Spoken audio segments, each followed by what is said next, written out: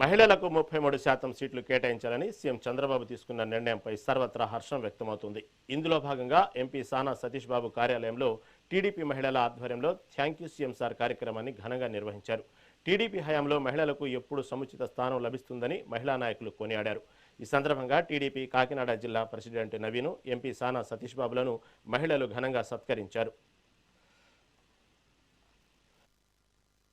ఆ బిల్తో సంబంధం లేకంటే మహిళకి హక్కు ఇవ్వాలంటే బిల్ అవసరం లేదు, మనసులో ఆ ఆలోచన ఉంది, మహిళలకి పైకి తీసుకురావాలనే ఆ భావనగానుంటే అప్పుడు ఆ మహిళా సమాజం అంతా డెవలప్మెంట్ జరుగుతుందని చెప్పేసి మన గౌరవనీయ ముఖ్యమంత్రి నారా చంద్రబాబు నాయుడు గారు ఎప్పుడు ఆయన తీసుకునే ఇనిషియేటివ్స్ లో ఎప్పుడు కూడా చెప్తూనే ఉన్నారు.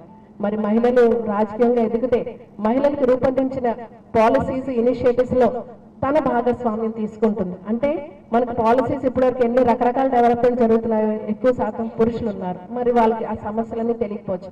కానీ అదే ఇప్పుడు మహిళలుగా వచ్చారంటే డెవలప్మెంట్ అన్నది ఫాస్ట్ గా జరుగుతుంది. నిజంగా నిజ రూపంలో మన సమానత్వం అన్నది వాళ్ళకి డెవలప్మెంట్ ఇచ్చిన రోజే జరుగుతుంది అని చెప్పేసి మన గౌరవ ముఖ్యమంత్రి నారా చంద్రబాబు నాయుడు గారు ఈ చెప్పడం జరిగింది. మనం ఎన్నో చూసాం, పథకాల రూపంలో చూస్తున్నాం విమెన్ కి లిఫ్ట్ ఇవ్వడానికి అని చెప్పి.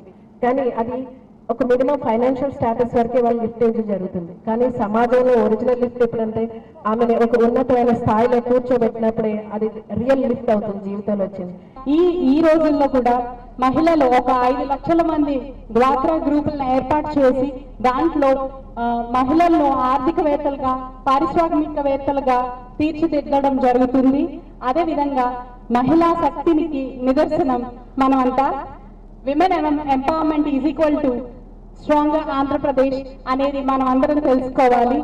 మన నారా చంద్రబాబు నాయుడు గారు అలాగే నారా లోకేష్ గారు మహిళా శక్తికి ఎంతో ప్రాధాన్యతనిస్తున్నారు. మన తెలుగుదేశం పార్టీ మనకి ఎన్నో పథకాలను ప్రవేశపెట్టింది. దీపం పథకం కింద సిలిండర్లు ఉచితంగా ఇవ్వడం దగ్గర నుంచి, స్త్రీ శక్తి ద్వారా ఉచిత ఆర్టీసీ బస్ ప్రయాణం, అలాగే తల్లికి వందనం ద్వారా తల్లులకు చేయూతనివ్వడం, ఇటువంటి ఎన్నో పథకాలను ప్రవేశపెట్టింది. 33% రిజర్వేషన్ చేయాలి అని చెప్పి పార్లమెంట్ లో బిల్లు పెట్టినప్పటికీ అది పాస్ అవ్వకపోయినా సరే మన లోకేష్ గారు మన పార్టీ నుండి ఆ స్టాండ్ తీసుకుందాము అని చెప్పి మహానాడు వేదిక మీద ప్రకటించడం జరిగింది.